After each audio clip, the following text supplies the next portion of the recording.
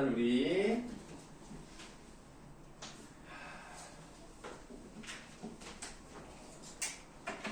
한 끗 뒤에 있는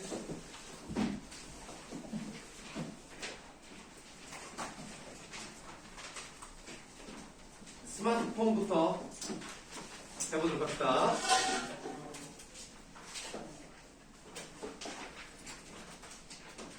뭐 어렵진 않죠. 네. 편안하게 그냥 요런 느낌이구나 라고 푸시면 되는 건데요. 일단 이 글은 그 전에 풀었던 독서 지문과 좀 다릅니다. 그 전에는 설명문이었기 때문에 보통 모의고사 같은 데서 나오는 그런 유형이었다고 보시면 되겠는데, 이거는 논설문이란 말이에요. 그래서 오히려 화법과 작문 쪽에 가깝다고 보시면 되겠습니다.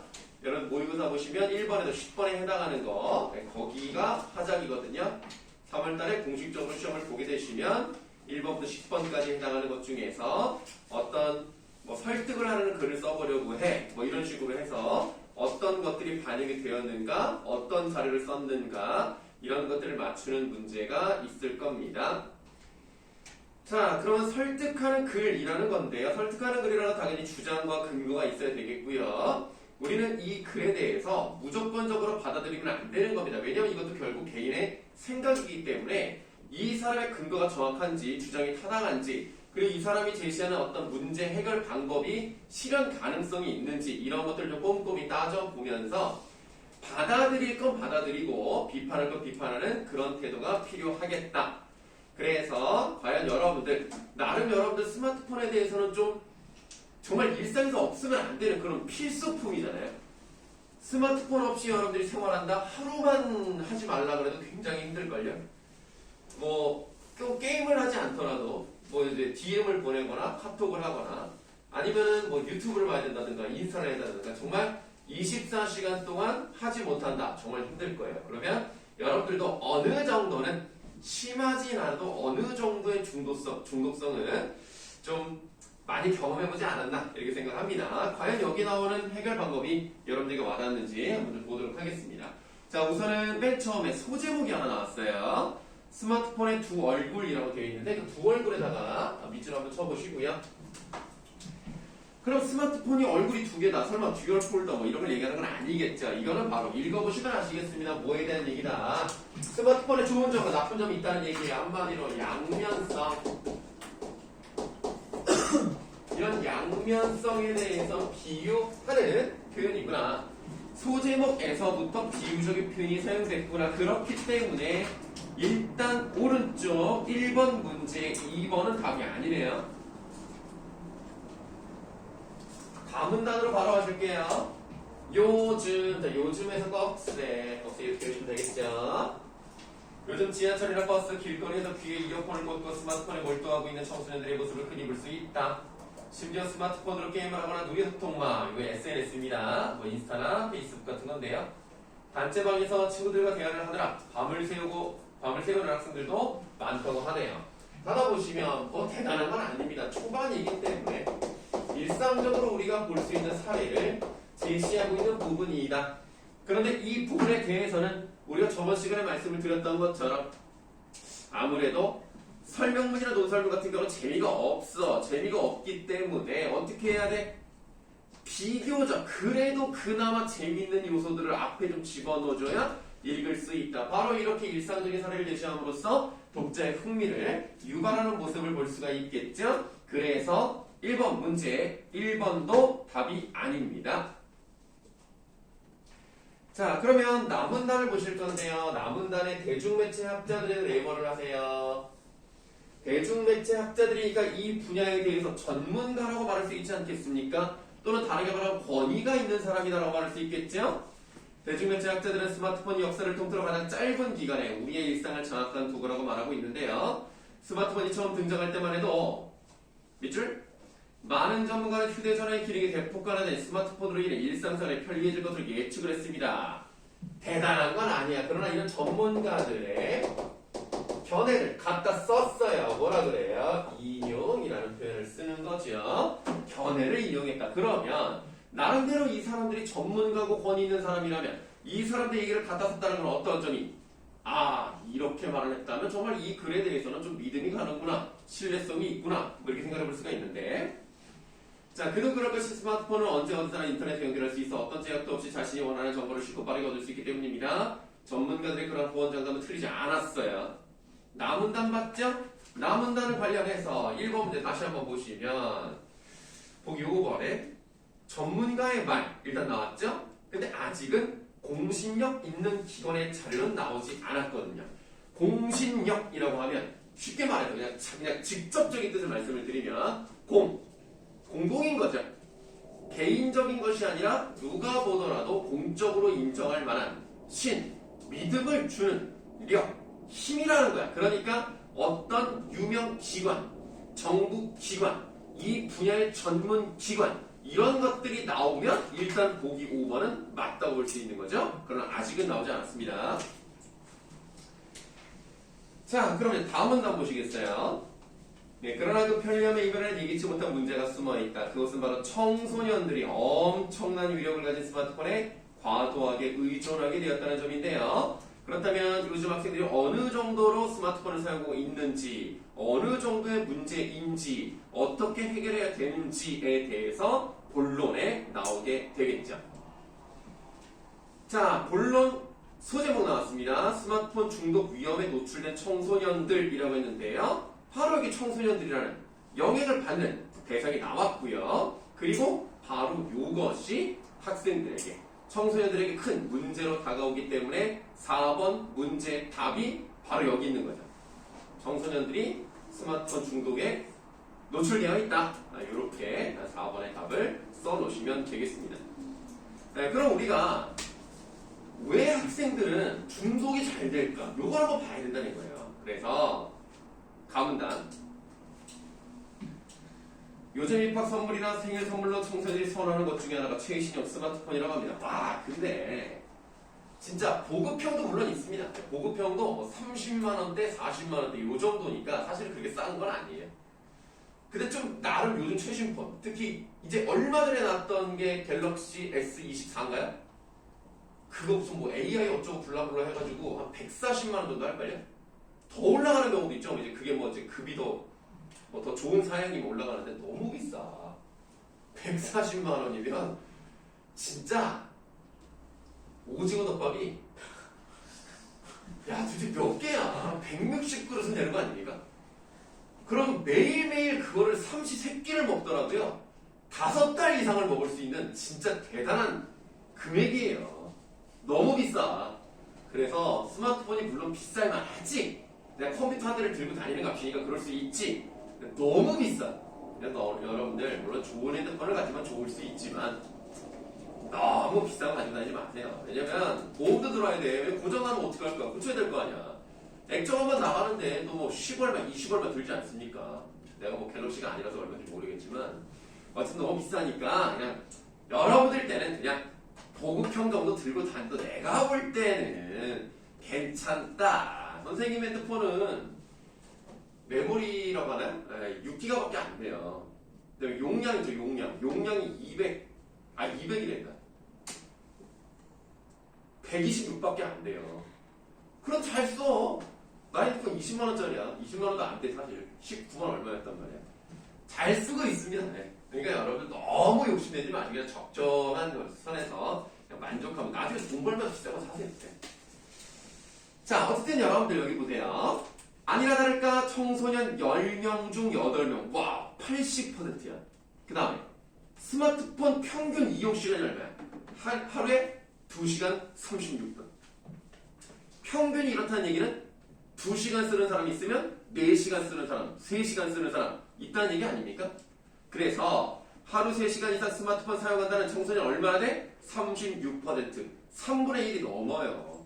지금 여기에 선생님 포함해서 9명이거든요. 뭐 선생님 청소년은 아니지만 적어도 여기서 3명은 하루에 3시간 이상 스마트폰을 이용한다. 아시겠죠? 본인이 한번 생각을 해보세요. 나는 얼마나 스마트폰을 하는가. 물론 이제 학원에 있을 때는 이렇게 그만큼 많이 못하겠죠. 네, 그러나 여러분 적어도 밥 먹는 시간 2시간만 하더라도 밥 먹으면서 이거 하지 않습니까? 네, 그러면 아무래도 뭐 그때 계속 이거 이것만 보는 건 아니지만 2번 밥을 먹을 때 본다 하더라도 적어도 1시간 안 할 거란 말이야. 그러니까 집에 가서 또 자기 전에 할 거란 말이야. 학원 오기 전에도 할 거란 말이야. 일요일 많이 할 수도 있잖아. 그러니까 한번 본인이 어느 정도 생각을 해보시면 되겠고요. 가문단에도 지금 여러 가지 숫자가 나왔습니다. 다시 말하면 뭐 나왔죠? 통계, 수치, 구체적 숫자 이렇게 나와 있기 때문에 상당히 심각하다는 걸 보여주고 있습니다. 1번 보기, 1번에 보기 4번 답이 아니죠? 그럼 답은 일단 3번. 그러면 왜 학생들은 이렇게 스마트폰을 많이 하는가? 그럼 여러분들 좀 억울할 수 있어요. 아니 학생들만 많이 하는 건 아니잖아. 어른들도 많이 하잖아. 근데 어른들에 비해서 학생들이 더 많이 중독되는 과학적인 근거가 있죠. 남은단 스마트폰을 많이 사용한다고 해서 반드시 과도한 의존 현상에 빠져있다고 할 수는 없어요. 그러나 분명한 목적이나 계획 없이 스마트폰을 자주 사용하는 습관은 스마트폰에 과도하게 의존하는 현상, 이른바 스마트폰 중독에 빠지게 될 위험이 있습니다. 특히 자기 조절 능력이 부족한 청소년들은 스마트폰에 중독될 위험이 더 크대요. 실제로 여러분들 여기에 나와 있지 않습니다만 청소년들은 잘하고 있잖아요. 성장하고 있는 것이기 때문에 이 전두엽 부분이 어른에 비해서 발달이 좀 덜 됐습니다. 그러면 자기 조절 능력, 어떤 충동을 조절하는 능력이 상대적으로 부족하대요. 그러니까 물론 어른도 부족한 놈은 부족하지. 근데 상대적으로 많이 덜 발달됐기 때문에 분노 조절이 잘 안 되거나 충동적으로 뭘 사고 싶어 하거나 그 다음에 갑자기 계획을 막 어그러뜨리거나 이런 경우가 상대적으로 많다고 합니다. 그렇기 때문에 중독될 위험이 크다는 얘기죠. 그래서 3번 문제의 답은 5번. 자, 그 다음에 우리 나무나 네 번째 주제로 보시면요. 이런 말이 나왔어요. 네 번째죠? 한국정보화진흥원. 요거 네모하세요.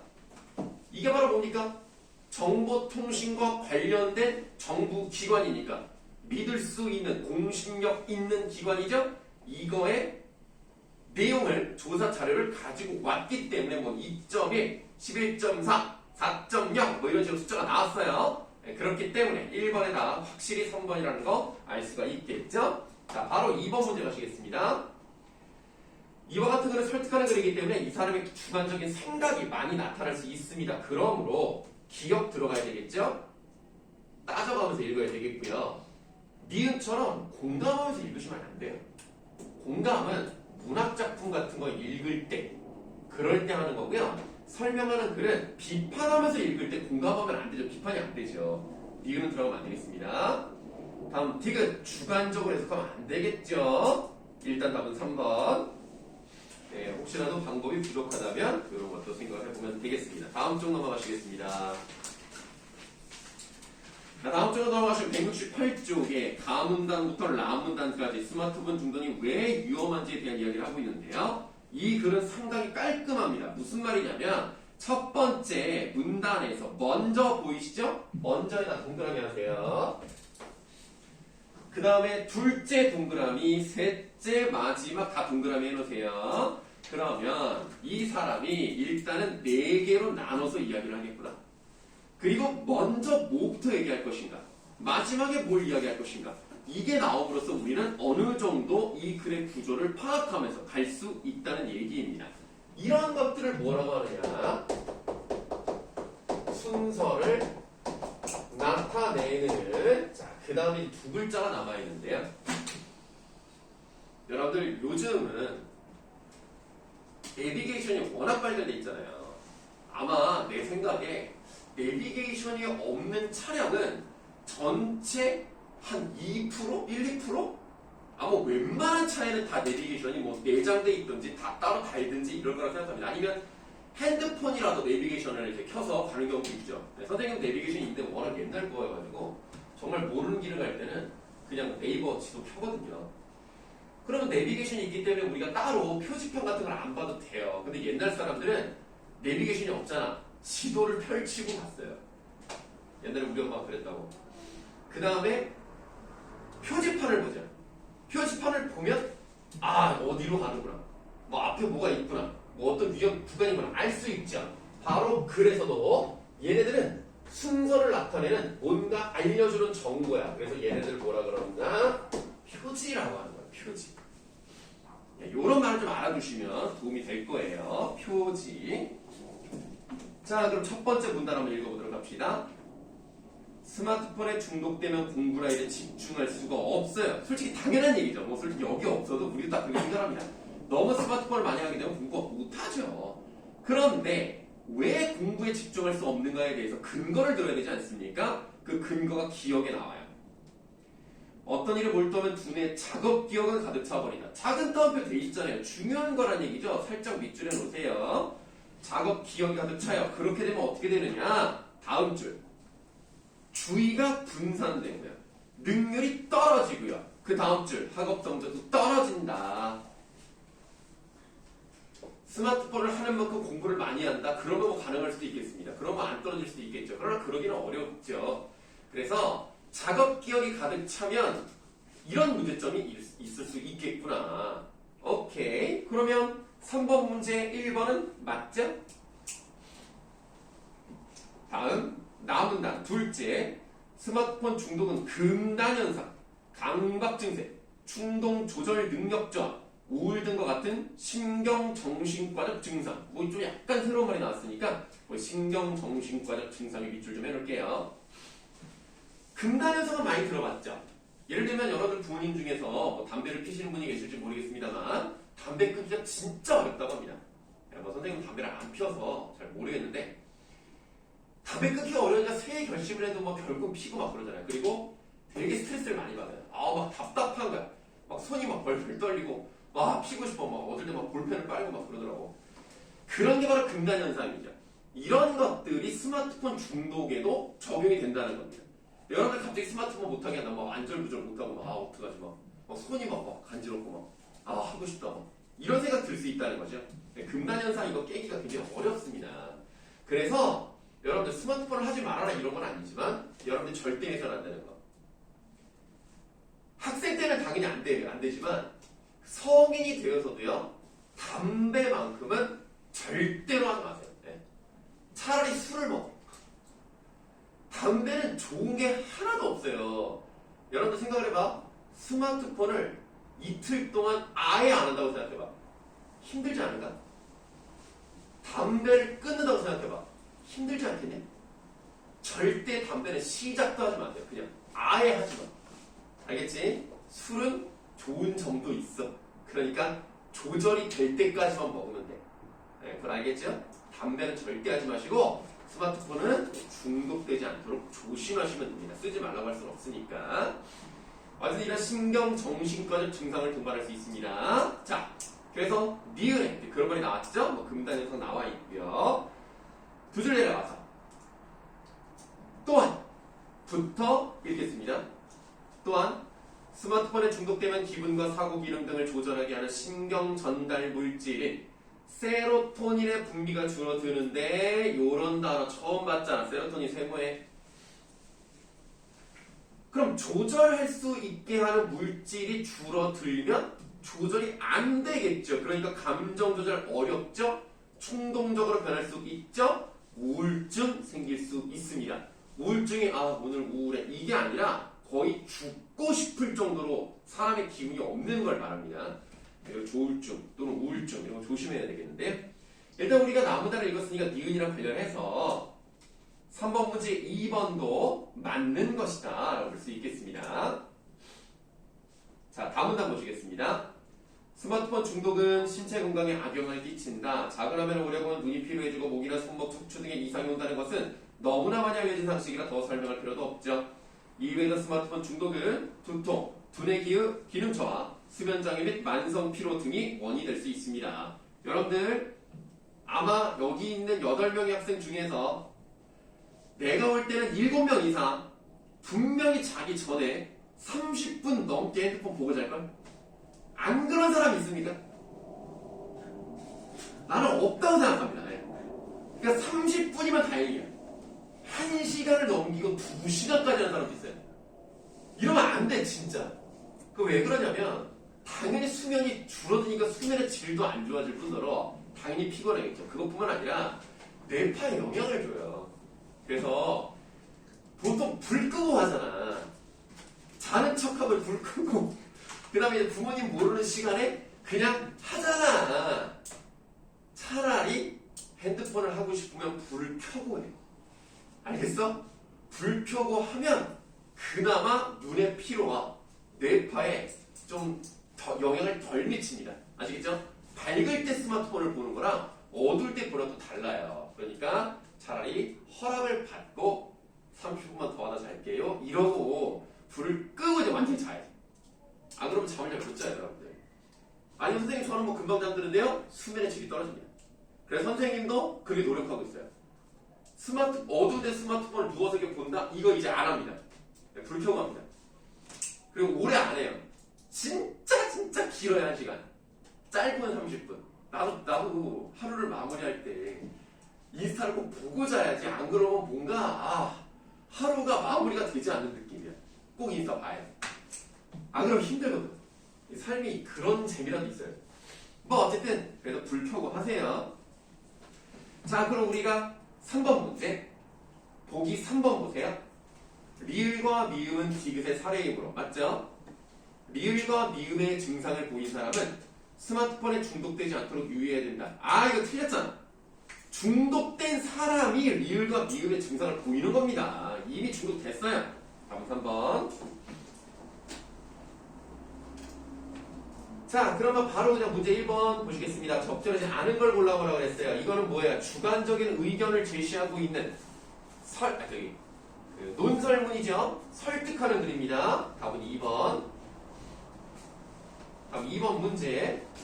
사회의 보편적 인식이나 가치에 부합하는 것. 쉽게 말하면 그냥 상식과 부합하느냐. common sense. 다음, 문제 해결에 유용한가? 구체적인가? 정말 가능한가? 이거를 봤을 때 당연히 답은 4번입니다. 이거 예전에 5번 고른 사람이 있었어요. 5번은 너무 무시무시하지 않습니까? 중독됐다고 여러분들을 그냥 가둬놓고 감옥처럼 해결한 다음에 나온다? 내가 볼 때 여러분들 한 달 이상 입원했을 수도 있어. 이거는 너무했지. 이거는 사회적으로 이거 받아들이기 어려운 방법입니다. 자, 5번을 고르시면 안 되는 거였고요. 4번의 답은 세로토닌이죠. 자, 이제 마지막 170쪽입니다. 그러면 여러분들 스마트폰이라는 게 무조건 나쁜 건 아니잖아요. 분명히 여러분들에게 도움이 되는 게 있습니다. 일단 여러분들에게 즐거움을 주죠. 재밌다. 하하하 깔깔깔. 유튜브 봐도 얼마나 재밌는 영상. 그 다음에 인스타 얼마나 재밌습니까? 이런 즐거움을 줄 수 있다는 장점이 있죠. 그것뿐만 아니라 정보를 빨리 습득할 수 있고요. 친구들과 유용하게 이야기할 수 있습니다. 그럼 대인관계가 좀 발달될 가능성도 있다는 거죠. 무조건 나쁜 건 아니야. 그러나 우리는 부정적 기능을 최소화할 필요가 있어요. 그럼 어떻게 해야 되느냐? 나문단 첫째 동그라미 하세요. 다문단 둘째 그리고 셋째 넷째 다 동그라미 하시고 이 곁에 뭐다? 순서를 나타내는 표지야. 표지라는 거 다시 한번 기억해. 이런 말은 반드시 모의고사에 나올 수 있습니다. 자, 그러면 나문단의 기억 보세요. 첫째, 일상생활 중에 무의식적으로 스마트폰을 자주 사용한다면 현재의 상태가 심각한지 아닌지를 확인하기 위해서라도 전문적인 진단을 받아보면 좋다. 이거 뭐 어려운 거 아니잖아. 그리고 쉽게 해결할 수 있는 거잖아. 그래, 이 정도는 우리가 할 수 있지. 좋아. 그러니까 2번에 1번은 답이 아니야. 니은 스마트 쉼센터 누리집을 방문해. 누구나 방문할 수 있지. 너희들은 인터넷 잘하잖아. 스마트폰 중독 자가진단 해봤어. 이것도 쉽게 할 수 있지. 전화 상담. 물론 귀찮을 수 있지만 내가 해결해야 된다면 이렇게 이 정도는 할 수가 있는 거지. 그러면 2번 맞아요. 다문단 디귿 스마트폰 사용 행동을 스스로 기록해보기를 원한다. 예를 들어 스마트폰을 하루에 몇 시간 사용하는지 어떤 응용품을 많이 사용하는지 등 스스로 기록해보는 것이다 라고 되어 있는데 사실 여러분들 DM 보내고 카톡 보내고 이런 것들을 일일이 기록한다? 사실 너무 불편해. 왜냐면 DM을 한 두세 번 왔다 갔다 끊을 수 있잖아. 카톡 몇 번 하다 끊을 수 있잖아. 1분 그걸 1분마다 나는 1분 동안 카톡을 하고 나는 2분 동안 DM을 보내고 이거 솔직히 어렵잖아요. 차라리 유튜브를 1시간 보고 이 정도는 괜찮다. 근데 우리가 항상 유튜브를 오래 보는 것도 아니고 그렇기 때문에 일일이 다 기록한다? 사실 실현 가능성이 좀 떨어지는 그런 문제 해결 방법이다. 이렇게 볼 수 있겠죠. 그래서 2번에 3번 맞아요. 리을 보시겠습니다. 스스로 스마트폰 금지 시간과 공간을 정하고 그것을 준수하려는 생활 태도를 갖춰야 합니다. 특히 수업 시간, 자습 시간, 식사 시간, 가족과의 대화 시간, 잠자리에 들기 전에는 스마트폰을 사용하지 않는 게 좋습니다. 자, 수업 시간 당연히 하면 안 되죠. 이건 뭐 말할 것도 없고 자습 시간에 몰래 할 수도 있잖아. 요런 게 조절이 아니고 특히 식사 시간. 그런데 나 혼자 밥 먹을 때는 선생님도 인정합니다. 심심하잖아. 선생님이 어렸을 때는 스마트폰이라는 것 자체를커녕 들고 다니는 휴대전화도 없었을 시절에 뭐야 그 웃음은 뭐야? 뭐 옛날 사람이라 이거야? 아니 나 어렸을 때 그랬어. 나 니네 나이 때는 진짜 우리 반에 아무도 핸드폰이라는 게 없었어. 삐삐 같은 거. 너가 삐삐를 어떻게 알아? 삐삐는 있었지만 삐삐도 그렇게 많이 갖고 다니진 않았어. 왜냐면 좀 비싸가지고. 그때 삐삐가 12,000원인가? 아니 그러니까 한 달 이용료가. 그래서 그것도 애들이 많이 안 갖고 다녔고 이제 고등학교 2학년인가? 그때 어떤 애가 핸드폰이라는 걸 갖고 온 거야. 애들이 와 몰려들 야 이거 뭐야? 이거 뭐야? 야 이거 전화 되는 거야? 이런 식으로 신기했다니까. 그리고 이제 대학교 가면서부터 이제 많이 보급이 되고 물론 나는 이제 약간의 어떤 고집이 있어서 핸드폰을 사용하지 않았어요. 뭔가 누군가에게 나에게 바로 연락이 온다 이게 싫었어. 그래서 나는 삐삐를 가지고 다녔어요. 유일하게 나만 그때 우리는 지금 다 010을 쓰잖아. 우리 때 핸드폰이 011, 017, 016, 018 뭐 이런 거야. 019. 나만 015였어. 나만 삐삐야. 왜냐면 삐삐는 선택해서 받을 수 있잖아. 삐삐 알아? 이렇게 해가지고 이쪽으로 호출 내가 전화를 해야 되는 번호를 찍어줘요. 그럼 이 사람이 나를 불렀는데 내가 전화를 한단 말이야. 근데 핸드폰은 그때 발신번호가 안 떠요. 그 기술이 없었어. 그래서 누가 전화했는지 모르잖아. 불안한 거야. 누구지?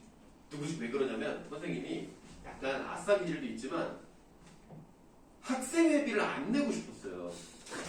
왜냐면 학생회가 나에게 해주는 게 없다. 나는 그러므로 돈을 내지 않겠다. 라고 저항이죠. 나름의 저항. 학생회비 내라고 전화가 올까봐 안 받았어. 그리고 어떻게 했냐면 발신번호가 안 되니까 일단은 우리는 플립이라고 이렇게 열었거든. 여기를 탁 열어. 탁 열고 귀를 이렇게. 그럼 이제 저쪽에 여보세요 그럴 거 아니야. 그 목소리를 듣고 만약에 이 사람이 학생회비를 내라고 할 것 같다고 들어. 네, 좀 그렇게 살았어요. 네. 내가 아는 사람이 내가 목소리 알잖아. 뭐 엄마, 아빠 알잖아. 뭐 내 친구들은 목소리 알잖아. 모르는 사람 목소리가 바로 끊어. 그 뒤로 오는 사람 안 받은 한참. 뭐 어쨌든 그냥 문자를 보낼 거냐. 내가 아는 사람 문자를 보내는데 왜 전화 안 받냐 이러면서 그럼 뭐 되는 거니까. 어쨌든 여러분들 식사 시간에 밥 먹는 건 인정하지만 다른 사람과 밥 먹을 때 그리고 가족이랑 같이 있을 때는 핸드폰을 안 하는 게 좋죠.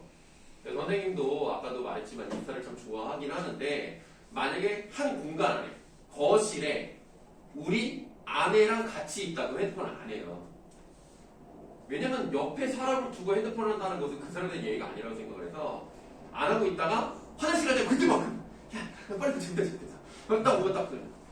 그래서 가끔 어떤 오해를 받냐면 뭔가 자기에게 숨기고 뭔가 보는 게 아닌가라는 그런 오해를 받을까봐 일단은 계속 봐. 일단 와서 내가 뭘 하는지 약간 일부러 보여주는 건 아니고 이렇게 하면 이제 보잖아. 그럼 뭐 나 이런 거 하고 있었다 하면 딱 끄고 이제. 그러면 이제 의심도 안 받고 잘 그리고 대화를 해야지. 그러기 이제 뭐라 그래? 그런 걸 에티켓이라고 하는 거야. 에티켓. 그런 에티켓을 지키는 게 사회 보편적인 어떤 상식에 부합하는 거죠. 자, 그럼 우리가 라문단을 이제 봤는데요. 라문단의 보기 4번, 2번의 보기 4번. 시간과 장소를 가는 스마트폰을 사용하는 것, 사회적 예절에 해당하다. 이게 바로 에티켓이라고 그랬죠? 네, 그러므로 4번도 맞습니다. 네, 그렇다면 답은 일단 5번이네요. 왜 답이 5번인지 설명을 드리겠습니다. 마문단의 미음을 보시면요. 넷째, 가능하다면 스마트폰을 이용하지 않고 일하는 게 좋대요. 아니 뭐 사실은 이렇게까지 해야 되나? 라고 생각이 드는데 스마트폰을 이용해서 더 일을 효율적으로 할 수도 있죠. 일단은 지금 이 미음의 전제는 뭐예요? 스마트폰이 나쁜 것이다 라고 생각을 하기 때문에 이런 말을 했단 말이에요. 그런데 이 사람은 부정적인 요소만 얘기하진 않아요. 왜냐? 마의 두 번째 문단을 보세요. 요즘에서 벅스 한번 열어보자. 자, 요즘 청소년들은 놀이소통방을 통해 친구를 사귀거나 일어나는 경우가 많은데 그 유용성을 활용하지 말라는 것이 아니다라고 돼 있단 말이야. 받아보세요. 네, 그러면 지금 이 부분에서는 유용성, 분명히 스마트폰이 좋단 말이야. 그 유용성이 있다는 점에 대해서 인정을 합니다. 인정을 하고, 그렇다는 얘기는 부정적인 측면만 얘기하는 것은 아니고요. 긍정적인 측면에 대해서도 이야기하는 부분이 분명히 있구나. 이렇게 생각하시면 되겠습니다. 네, 그렇기 때문에 이번에는 5번인 거예요. 자, 그럼 이제 171쪽의 맨 위에 이제 세 줄만 남아있는데, 청소년에게 스마트폰은 일종의 요술방망이입니다. 약간 비유적인 표현이 사용되어 있죠. 요술방망이 메모하시고요.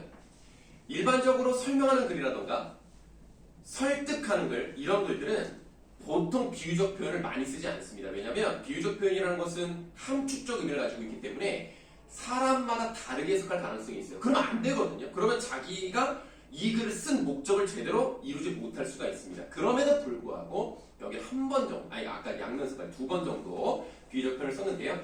요술방망이는 내가 잘 쓰면 좋은 거고요. 잘못 쓰면 나쁜 거. 이런 걸 나타내주고 있는 비유적 표현입니다. 4번 문제의 답은 요술방망이고요. 자, 이제 1번부터 갈게요. 적절하지 않은 거. 5번. 모두가 같은 가치관을 가지면 안 돼요. 그러면 안 되지. 의견을 나눈다는 것은 이렇게도 생각하고 저렇게도 생각할 수 있는 거니까 같은 가치관을 가지는 것이 목적이 아닙니다. 1번에 5번이 잘못됐고요. 3번 문제 적절하지 않은 거 답은 3번. 자, 일단 뭐 여기 질문 있을까요?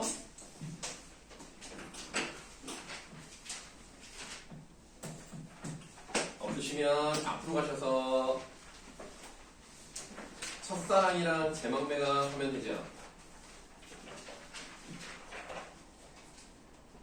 29쪽 이 시에 대한 설명으로 적절한 것을 골라보라고 했습니다. 1, 2, 3에는 뭐야? 겨울이었다. 사연이 됐을 때 봄이 되었다. 그러므로 답 1번. 2번 문제 정말 좋은 문제입니다. 요거는 질문을 한번 해보도록 하죠. 오늘이 27일입니까? 7번이 빠져있네요. 그러면 안타깝게도 7의 배수로 한번 가볼까요? 그럼 14일 테니까 4번 김지영 학생이 자 2번에 일단 답은 몇 번입니까? 1번. 그럼 1번에 사용된 표현 방법도 있기는 있습니다. 그거 한번 말해볼 수 있습니까?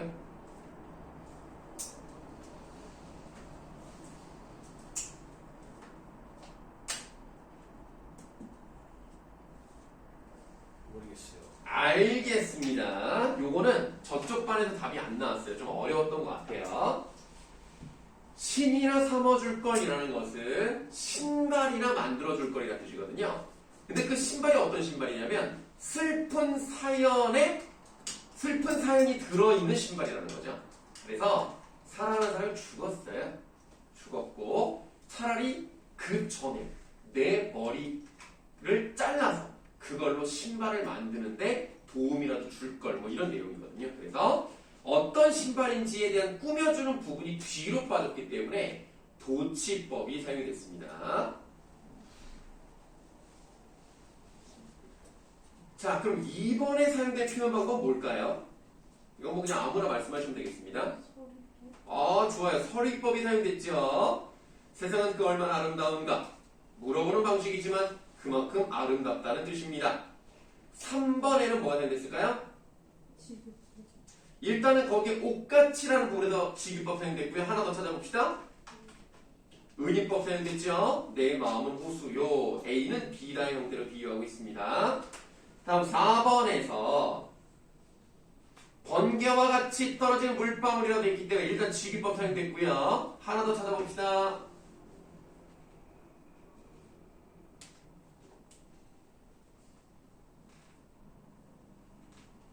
어렵습니까? 일단 역설법이에요. 무슨 말이냐면 높이도 폭도 없이 떨어진다. 높이가 없이 어떻게 떨어져? 그러나 높이나 폭이 없다는 얘기는 정해진 규격이 없다는 뜻이고 정해진 규격이 없다는 뜻은 자유롭다는 얘기예요. 그래서 어딘가에 억압받는 정신이 아닌 스스로를 나타낼 수 있는 고든 정신을 자유롭게 내세울 수 있는 존재. 그래서 높이도 폭도 떨어진다는 역설법 사용됐습니다. 5번에 그날이 오면 그러니까 if, have, pp를 사용했죠. 그렇기 때문에 일단 가정법 삼각산이 어디게예요? 지금이 어디게? 일단 산이에요. 뭐라고요? 북한산입니다. 북한산의 또 다른 이름이 삼각산이고요. 삼각산이 일어나 더덕실 춤을 춘다? 의인법이 사용됐죠. 그럼 여기서 그날은 언제일까요? 시몬이라는 사람이 언제적 사람인지 모르니까 아마 어려울 수 있습니다. 그러니까 느낌 한번 말해볼까요? 그날은 언제일까? 통일 말고? 아니 뭐 우리가 뭐 시를 해석하려고 통일을 본다고 나쁜 건 아닌데 통일 말고 좀 더 앞으로 당겨서 왕복입니다. 시몬이라는 사람이 일제강점기 때 사람이라고 생각하시면 되겠어요. 자, 그래서 2번에 답은 1번이었습니다. 도치법만 사용되지 않았죠. 3번에 모순형용, 다시 말하면 역설법의 한 종류인 모순형용이 나타난 부분이 어디냐? 맨 마지막, 세상에서 가장 아름다운 상처를 드린다. 네, 4번의 답은 3번. 자, 왜 3번이냐? 일단 봐. 애상적인 어조로 낭송을 하면 안 돼. 노력하고 도전하고 사랑에 대한 이야기를 하는 거야. 왜 슬퍼 여기서? 슬프면 안 돼요. 답이 3번입니다. 뭐 나머지 것들은 다 맞는 거예요. 5번의 답. 2번. 저번에 말씀드렸어요. 이 사람은 시적 화자가 직접 보고 있는 게 아닙니다. 이미 눈꽃이 만들어진 뒤에 본 거고 만들어지는 과정을 본 적이 없어요. 그래서 2번이 답이에요. 저번에 말씀드렸었습니다. 6번의 답은 5번. 자, 제망매가요. 뭐 여러분들 이미 예전에 수업을 한번 들은 사람도 있을 것이고 여기는 뭐 여성들이가 싸그리 다 맞았으면 좋겠네. 1번의 답은 2번. 평민이 만든 거 아닙니다. 승려가 만드셨어요. 2번의 답 2번. 설명 안 하겠습니다. 이거는 3번에 4번에 5번. 이런 문제는 저번에 설명을 드렸습니다만 되게 좋은 문제라고 생각하시면 되겠습니다. 적절하지 않은 건데요. 답은 5번. 자, 일단 보세요. 5번에서 뭐가 잘못됐느냐? 이 시가와 다시 말하면 제망, 매가와 고기, 길제, 시조, 화자 모두 자연의 영원성과 인간의 유한성을 대조했다라는 것은 길제, 시조, 중장에만 해당이 되는 것이고요. 제망, 매가는 물론 자연물을 통해서 비유적인 표현을 했습니다만은 여기는 자연의 영원성에 대한 얘기를 하지 않아요. 이것을 인간과 대비시키려고 갖다 썼다? 그거 아닙니다. 그래서 5번의 답은 5번이다. 6번의 답은 3번이다. 질문 5번 문제. 3번에 네. 사음보가 왜 사음보예요? 이 시가와 달리니까 제망매가는 이런 사음보가 아니에요. 향가는 음보율이 없습니다. 그러면 시조는 일단 머릿속에 무조건 사음보다 라고 외워두시면 되는 거고요.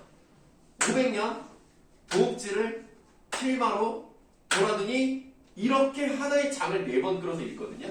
그 4번 끌어서 가는 사음보가 계속 반복되는 형태이기 때문에 사음보입니다. 우리나라의 시가 양식은요. 음보가 2개밖에 없어요. 3음보, 4음보 둘 중에 하나예요. 네, 그래서 시조는 무조건 사음보다 이렇게 보시면 되겠고. 질문.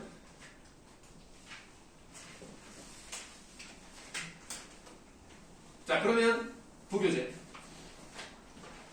아까 선생님이 쓱 보니까 부교재를 다 못 푼 사람이 있는 것 같기도 하고 내가 뭐 잘못 본 건가? 뭐 다 제대로 풀어본 거죠? 네, 채점도 다 하셨을 거고 문제가 그렇게 많지 않았어요. 첫사랑부터 질문 한번 받아볼까요?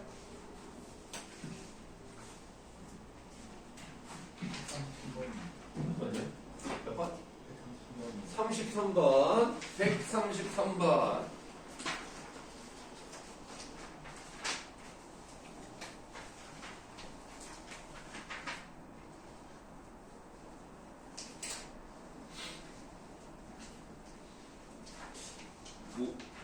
구체적으로 뭘 궁금해하는 거죠? 133번에 뭐가 문제일까? 1주제와 2주제를 네. 아니 1주제와 2주제를 고르는 게 아니고요. 주제를 일단 괄호 1번에 쓰라는 얘기고요. 자, 그래서 괄호 1 주제는 뭐다 쓰는 거야. 그 주제가 노력하고 헌신한 그런 눈꽃이 어떤 결실을 맺었는가, 그런 아름다움에 대한 얘기를 하는 것이다. 이게 이제 1번 답이 되는 거고, 이 주제가 아니라 2번은 뭘 써야 되느냐, 그런 주제를 위해 어떤 모습을 나타냈느냐. 그래서 나뭇가지 눈이 내렸죠. 그리고 눈꽃이 피었죠. 그리고 그 자리에 봄의 꽃을 피웠다. 이런 자연의 형상으로 주제를 드러냈다. 뭐 이런 얘기입니다.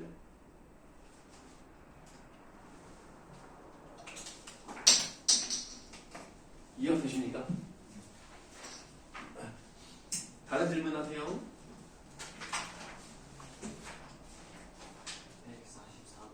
144번. 뭐 저기 첫사랑 같은 거 질문 없어요?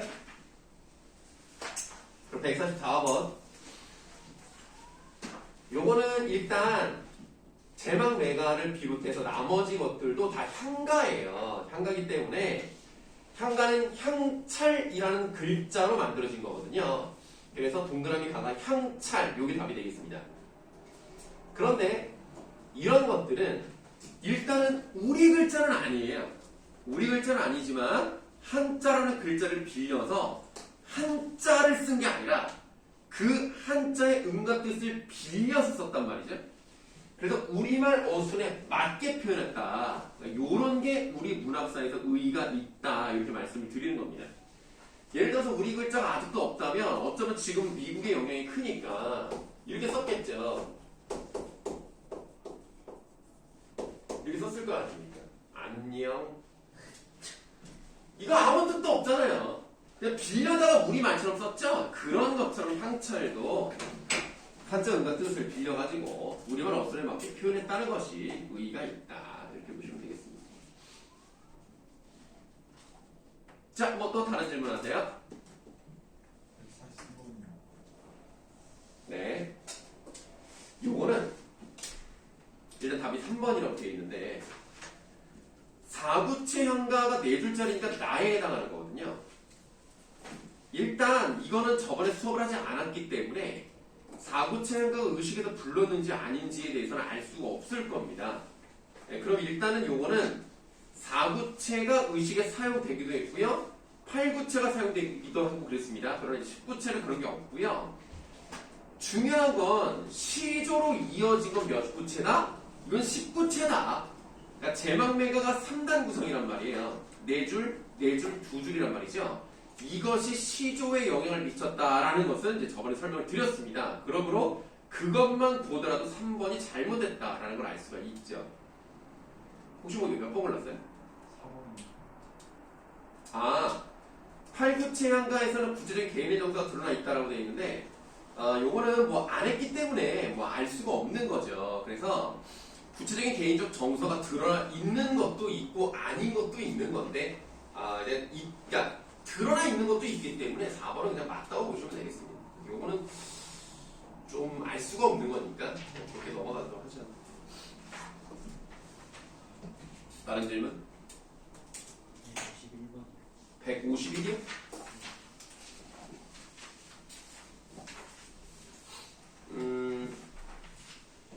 A의 원인이거든요.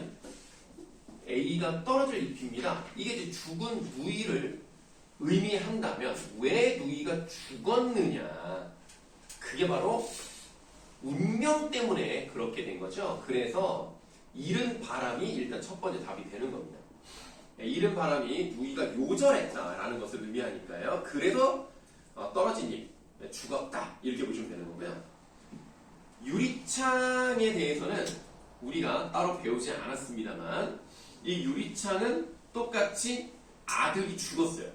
그러니까 가족이 죽은 것과 마찬가지입니다. 그러면 제막매가에서 죽은 누이를 비유한 표현이 떨어질 잎이라면 유리창에서도 죽은 아들을 비유하는 표현을 찾으면 그게 답이겠네요.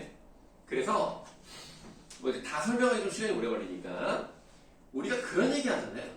사람이 죽으면 죽어서 하늘에 뭐가 된다고 얘기하지? 별이 된다고 얘기하죠.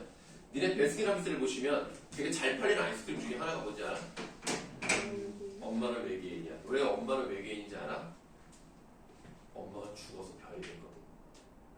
그거 알아요? 그거 몰라? 원래 그거 우리나라에서는 그러니까 외국에서는 그 이름이 아니에요. 장화신은 고양이에요. 그 나라에서는. 근데 우리나라로 오면서 이름이 바뀌었어요. 엄마는 외계인이라고. 그러니까 여러분들 진짜 나중에 미국 가서 베스킨라빈스에서 뭐 my mother is alien 이러면 진짜 이상한 사람 취급받으니까 그렇게 말하면 안 돼. 그 푸시 인 더 캣이야 이러면 아니 캣 인 더 푸시죠. 그냥 잘못 얘기했지. 그래서 장화신은 고양이란 말이에요.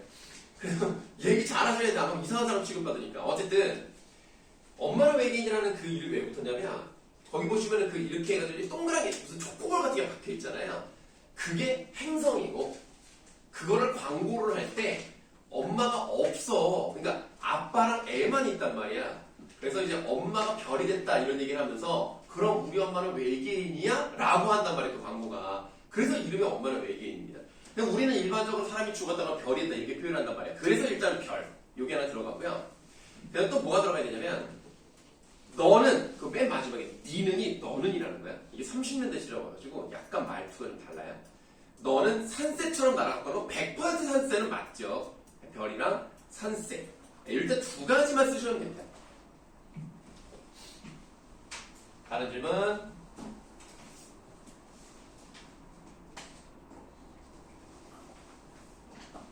없습니까?